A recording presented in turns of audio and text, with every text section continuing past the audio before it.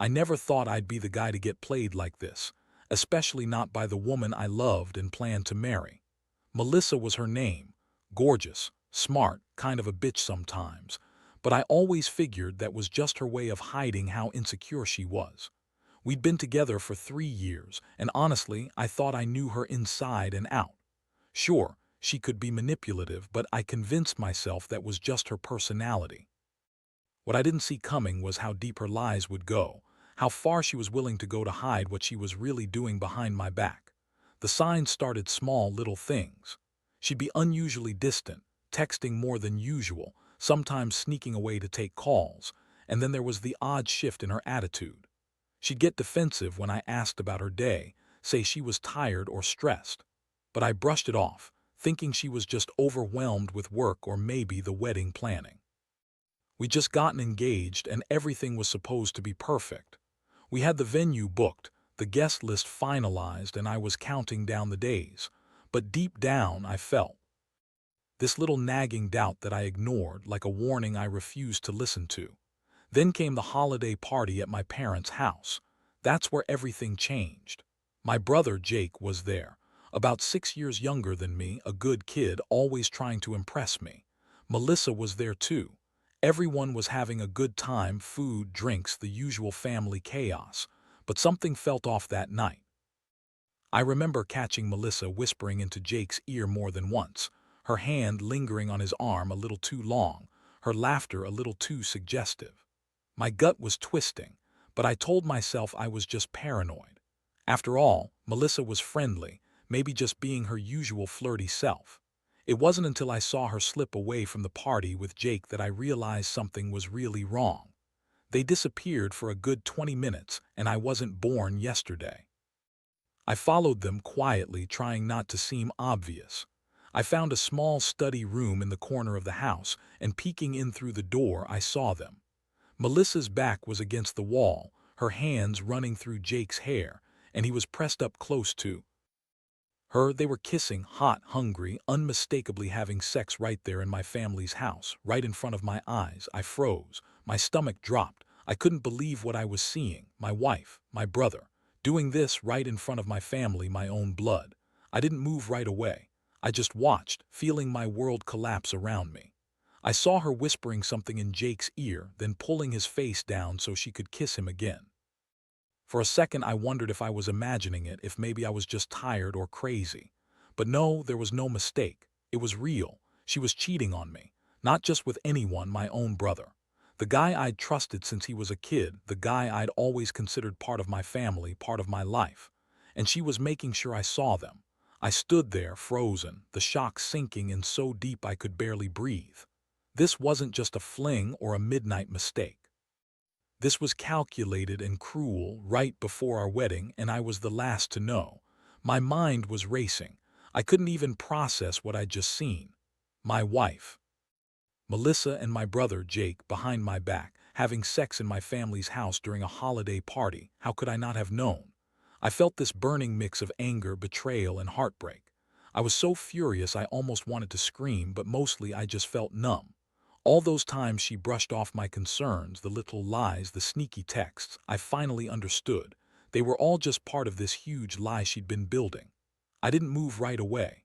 I needed to think, to breathe. I backed out slowly, trying to keep my composure, then went straight outside. I found a corner of the patio, lit a cigarette I didn't even want, and just stood there, staring at the night sky. My head was pounding, my hands trembling. I kept replaying everything I'd seen, trying to convince myself I was wrong, that I was overthinking. But deep down, I knew. I knew for sure that Melissa had been lying to me for months, maybe longer. And Jake, my own flesh and blood, had been in on it, or at least complicit. How could I trust anyone anymore? When I finally went back inside, I saw Melissa coming out of the house, her face flushed and eyes darting. She looked nervous, like she knew she'd been caught. She tried to act casual when she saw me, but her eyes gave her away. "Hey," she said, pretending everything was fine. "You okay?" I looked at her, feeling like I'd been punched in the gut. How could she lie so effortlessly? How could she play innocent after what I just saw? I was boiling inside, ready to confront her, but I knew I had to be careful. I needed a plan. That night I didn't sleep. Instead, I sat there trying to get my head around 1,000 thoughts at once. I was angry at her, furious at Jake, sick to my stomach knowing she betrayed me so completely, right in front of everyone. I felt betrayed by my family, by the people I thought I knew. How could my own brother do this? How could she? I kept asking myself if this was just a one-time thing or if it was something more. But deep down, I knew it wasn't just a fling. It was something serious, something she planned, maybe even wanted to hide from me. Over the next few days, I watched her, trying to catch her in any other lies or signs of guilt. She was acting normal, too normal, actually, like she hadn't just betrayed me in the worst way possible, but I wasn't fooled. The trust was gone. Every little thing she did felt like a lie. I couldn't look at her the same way anymore. I saw her for what she really was: manipulative, selfish, and capable of doing anything to save her own ass, even if that meant destroying me and my family in the process. I knew I needed to do something, but I didn't know what yet. I just knew I couldn't keep pretending everything was fine. Not anymore. After that night, everything changed. I couldn't sleep, eat, or even think straight. I was stuck in this horrible spiral of disbelief and rage. How could she do this? How could Melissa, the woman I loved, the woman I was about to marry, betray me so completely? And Jake, my own brother, how could he betray me like that? The thought of them together, sneaking around behind my back, made my stomach churn. I felt like I was living in some twisted nightmare I couldn't wake up from. The worst part was the way she tried to act like everything was normal. That bitch was so good at lying, I almost admired her for it. She'd come up to me, act all sweet, ask if I wanted coffee or say she was tired from work. Meanwhile, I knew damn well she'd just been screwing my brother in my own family's house during a holiday party. It made my blood boil thinking about how she looked me in the eye, lying with that fake smile, trying to cover her tracks. It was like she thought she could just keep on going, pretend it didn't happen. I decided I needed to confront her, but I didn't want to do it in anger. I needed to be smart. I started gathering evidence, texts, emails, anything I could find that showed her lies. I checked her phone when she wasn't around, digging through her messages, and I found more than I expected. Plenty of suggestive texts, late-night calls, and even some dirty pics. She was actively cheating on me, and she didn't care how obvious she'd made it. I also noticed she'd been blocking my brother from social media, probably to hide tracks, but I caught her slip-ups, little things that confirmed what I saw at the party.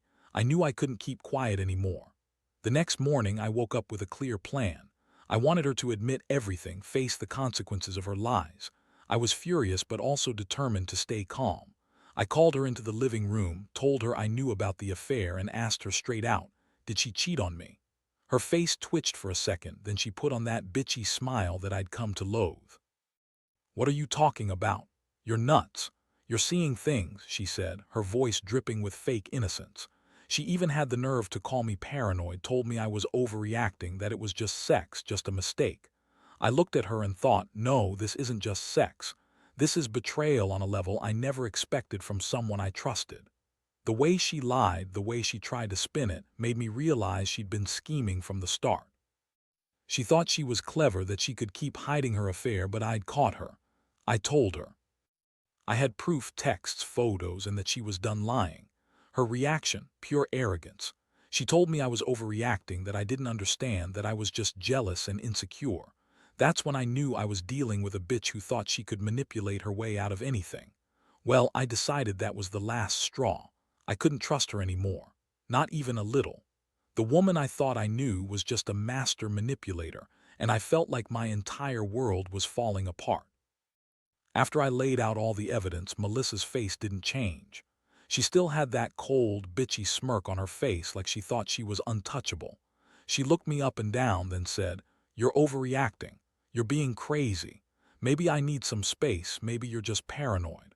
That's when I snapped. How dare she sit there and pretend she wasn't caught dead to rights? I told her I didn't want to hear her bullshit anymore, that I knew she'd been lying. I told her I was done with her lies, done with her games, and that I was serious about ending this. Her reaction, she started to get defensive.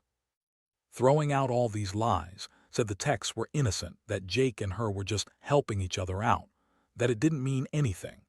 She insisted she loved me, that she was just stressed and made a stupid mistake. She even had the nerve to say that I was overreacting because I was insecure, that I was making a mountain out of a molehill. That's when I saw the true face of her bitchiness, how manipulative and selfish she could be. She was lying through her teeth, trying to spin the story so I'd feel guilty or like I was crazy. I felt this boiling rage inside me. All the pain, all the betrayal, it was like a volcano ready to blow. I told her she's a liar, that I don't want to see her again, and that I'd be leaving her later that day. I couldn't stay in the same house with her anymore, not after what she'd done. I packed some clothes, told her to get her shit and leave. She argued, of course, saying I was overreacting, that she still loved me, that she'd never do anything to hurt me. But I didn't care anymore. I was done listening to her excuses. In that moment, I realized that trust was completely shattered. I couldn't even look at her without feeling this incredible emptiness, like I'd lost my entire world. It felt like someone had ripped my heart out, stomped on it, and then told me it was all just a game. I was angry, but mostly I was just heartbroken. I'd loved her, trusted her, and she'd thrown it all away for some cheap sex with my own brother. That betrayal cut deeper than I can even explain. I spent the next few hours just staring at the walls, wondering how everything had gotten so fucked up so fast. My mind kept going back to that night, to her lies, to her cold, bitchy smile. And I knew that from that moment on, nothing would ever be the same. After she finally packed her bags and left, I was left standing in that empty house feeling hollow. I kept replaying everything in my head, how she lied, how she cheated, how she thought she could just walk away like it was nothing. I couldn't believe I was even alive, much less trying to figure out what to do next. The betrayal cut so deep I felt like I was drowning in a sea of pain and anger. My trust was gone, shattered into a million pieces, and I didn't see how I could ever put it back together again. For days after she left, I was a mess. I couldn't concentrate, couldn't sleep, couldn't eat. I kept circling back to the night at the holiday party, the moment I saw her and Jake sneaking off, the moment I realized everything I believed in had just been a lie. Every time I closed my eyes, I saw her lips on Jake's, their bodies pressed together in that secret corner. It haunted me. I felt so betrayed that I started questioning everything, every promise, every moment we shared. I even wondered if I'd been blind, if I'd missed signs that were right there all along. I knew I had to do something. I couldn't just sit around and let her get away with it. I started making plans. I wanted to confront Jake, but I also knew I'd have to be smart. This wasn't just about breaking up or yelling at each other. It was about ending the entire chapter of my life that was poisoned by her lies and his betrayal. I gathered all the proof I had, screenshots, texts, and even some voice recordings I'd secretly made when she wasn't looking. I thought about what I was going to do, how I'd reveal everything, and how I'd make sure they paid for what they'd done. But more than that, I felt this overwhelming desire for revenge. Not in a violent way, but in a way that would burn her, make her regret ever crossing me.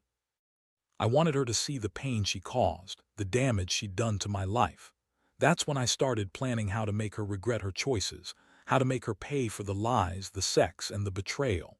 It became about reclaiming my dignity, even if it meant tearing her world apart just like she tore mine. I knew I'd have to be patient, careful, because I wasn't just hurting her. I was hurting myself if I didn't control my anger. But I also knew she had to face the consequences of her actions. In those lonely days, I learned a lot about trust and betrayal. I learned that the people you love can sometimes hurt you the worst.